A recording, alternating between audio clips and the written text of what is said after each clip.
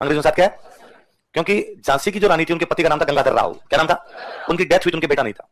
उनके बेटा नहीं था तो झांसी की रानी एक बच्चे को गोद लेकर राजा बनाना चाहती दामोदर राव। किसको? और अंग्रेजों ने मना कर दिया कि हम गोद लेने, ऐसा अंग्रेजों की संधि में लिखा हुआ था कि भाई झांसी को गोद लेने का अधिकार तो तुम्हारा पर्सनल मैटर है, तुम्हें गोद नहीं लेने दे रहे इसलिए तुम उनके खिलाफ लड़ रही हो। मैं क्यों लड़ू?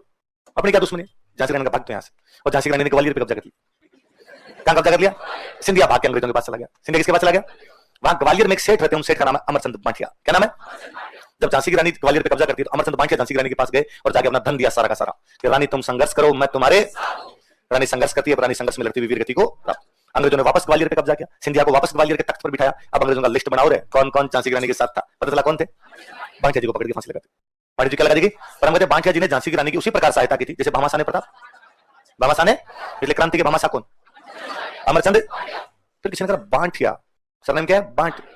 तो अपना साथ में लगता है, चेक करो तो पता चला बांटिया जी के कोई पिताजी दादाजी बीकानेर से ग्वालियर गए थे। कहां से गए थे? हमने कहा कोई नहीं, बीकानेर रहते नहीं थे तो लेना देना तो कुछ ना कुछ तो हमारे लगते हैं, लेकिन मूल रूप से बीकानेर के थे। सिलेबस बढ़ाना है जी फालतू, लेकिन मूल रूप से बीकानेर के थे। ओरिजिनली ही बिलोंग्ड टू बीकानेर, मूल रूप से बीकानेर के थे। ओरिजिनली ही बिलोंग्ड टू बीकानेर। क्रांति के दौरान ड्यूरिंग रिवोल्ट, क्रांति के दौरान ड्यूरिंग रिवोल्ट ग्वालियर में झांसी की रानी की आर्थिक सहायता की थी। He give financial support to queen of Jhansi at Gwalior. Gwalior में झांसी की रानी की आर्थिक सहायता की थी। He give financial support to queen of Jhansi at Gwalior.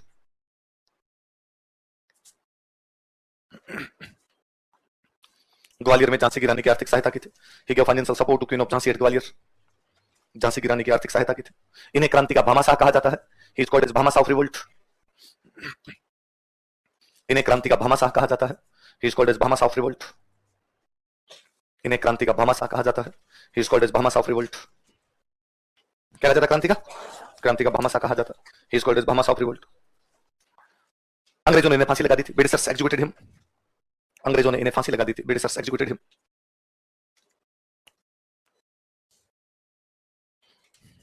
कोष्टक में लिखो राजस्थान के पहले शहीद, फर्स्ट मार्टिर ऑफ राजस्थान। क्रांति में, क्रांति में राजस्थान में सबसे पहले किसी को फांसी लगी थी तो कौन थे? अमरचंद। अपने वाले सब बाकी फांसियां बाद में लगी, जयदयाल वाली, मेहराब खान वाली, ताराचंद पटेल वाली ना, ये बाद की फांसियां। क्रांति के पहले शहीद, क्रांति में राजस्थान के पहले शहीद, first martyr of Rajasthan in revolt कौन थे? अरे अपनी आदत ही है जी, अपना कोई बंदा बाहर जाके अच्छा काम कर देता है ना, अपने फटाफट उसके साथ रिश्ते जोड़ते हैं, पहले अपने उसको जानते भी नहीं। तो कौन अमेरिका के राष्ट्रपति कौन है? कमला हैरिस। क्या है? और उन्हें फटाफट का हुआ, यही की है हमारी कमला हैरिस। यही है वो गांव तमिलनाडु का। जबकि कमला हैरिस ने कभी इंडिया नहीं देखा होगा, उसके माँ बाप शिफ्ट हुए थे वहां जाके, फिर भी अपने वाले फालतू में राजी हो रहे। बेगानी शादी में बीच में एक फोटो वायरल हुआ, मोदी जी जा रहे हैं, बरसात आ रही, मोदी जी के पास छाता है, कमला हैरिस उधर से भागी भागी आ रही, मेरी छतरी के नीचे आ जा। क्यों भीजे कमला खड़ी खड़ी, हम लोग छतरी के नीचे रहने के लिए तैयार है वैसा। और हमें तो और राजी हो रहे हैं कि जो बाइडेन आजकल पागल हो गया, उसके दिमाग के सिस्टम हिलू आ गया आजकल, तो हम चाह रहे हैं जो बाइडेन मर जाए तो राष्ट्रपति राष्ट्रपति करेगा, तो अमेरिका का राष्ट्रपति कौन हो जाएगी? इधर ब्रिटेन का प्रधानमंत्री। पूरी दुनिया में भाई साहब डंका बजेगा, डंका अपना है। तभी अंग्रेजों ने कहा था कि Indians and dogs are not allowed here. भारतीयों तथा कुत्तों का प्रवेश है वर्जित। और ऋषि सुनक जिस दिन शपथ ली, उस दिन जब चेयर पे जाके बैठा तो खुद बैठा, पास में कुत्ता बिठाया। तो कहा दोनों आएंगे, इंडियंस भी आएगा और समय घूमता है, न्याय है ऊपर वाले। ज्यादा समय नहीं हुआ उन बातों को, जब ऐसे बोर्ड लगाए गए थे कि Indians and dogs are not allowed, या 100 साल पहले उन्होंने कभी बोर्ड लगाएंगे, 100 साल के भीतर भीतर कुत्ता और भारतीय दोनों पहुंचे में उस जगह पे, जो जगह किसकी है? उनकी सबसे बड़ी जगह पे अपने पहुंचे। न्याय है तो कोई पाप नहीं करना भाई, है ना? वरना भगवान पता नहीं किस रूप में आके बदला। उधर कमला बनने वाली है अपने, इधर ऋषि भाई अपना बना हुआ है। उम्मीद जगी है कि ऋषि भाई कोहिनूर एक दिन भेज देगा धीरे से, वहां हम ले जाके नकली लगा देंगे, असली अपने पास। मोदी जी एक बार जाके ऋषि भाई से मिलिया है ना ढंग से, तो गुट्टी पिला के जाएंगे। मित्रों चुपचाप ले लेते हैं, कईयों में छतरियों में नीचे लेना है जी, अभी तक चंद चंद के बदले लेने हैं अपने को, है ना? ये टाइम एकदम सही आने वाला है, जब अपने दोस्त होंगे चारों तरफ, फिर एक दिन हम रात को सोएंगे और सुबह उठेंगे, तब पता चलेगा गिलगित बाल्टिस्तान भारत का है। और जब अचानक 19 जिले बन सकते हैं, हालात बदल जाए, जज्बात,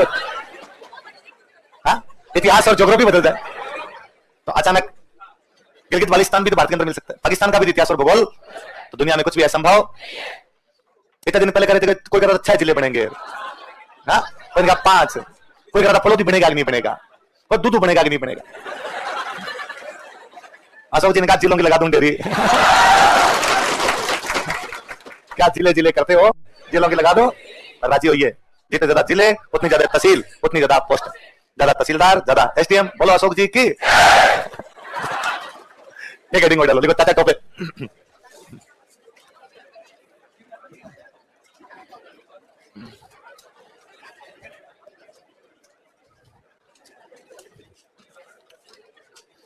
कौन है?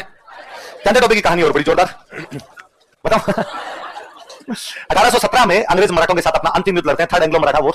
अच्छा, जब तीसरा अंग्रेज मराठा युद्ध खत्म हुआ तो अंग्रेजों को लगा कि यार ऐसा मराठों के पास क्या है, मराठा कन्फेडरेशन है इनके पास, तो कहा इस संघ को क्या कर दिया जाए, तोड़ दिया। कौन है इस संघ का नेता? कौन है इस संघ का नेता? पेशवा। कौन है? बाजीराव सेकंड। पेशवा कौन था?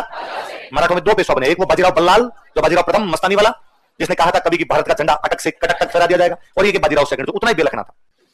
पेशवा की राजधानी है पूना। राजधानी कौन सी है? तो पूना में पेशवा बैठा, बाजीराव सेकंड, वो ये पंगे करवाता है सारे के सारे। अंग्रेजों ने बाजीराव सेकंड, बाजीराव सेकंड। आज तो आज के बाद यदि तूने नाम के आगे पेशवा लगा दिया तो टांगे तोड़ेंगे तेरी। तू अब पेशवा नहीं लगेगा, तू बस इतने दिन पेशवा था, अब पेशवा, और तू पूना और नहीं रहेगा, तू रहेगा कानपुर। कहां रहेगा?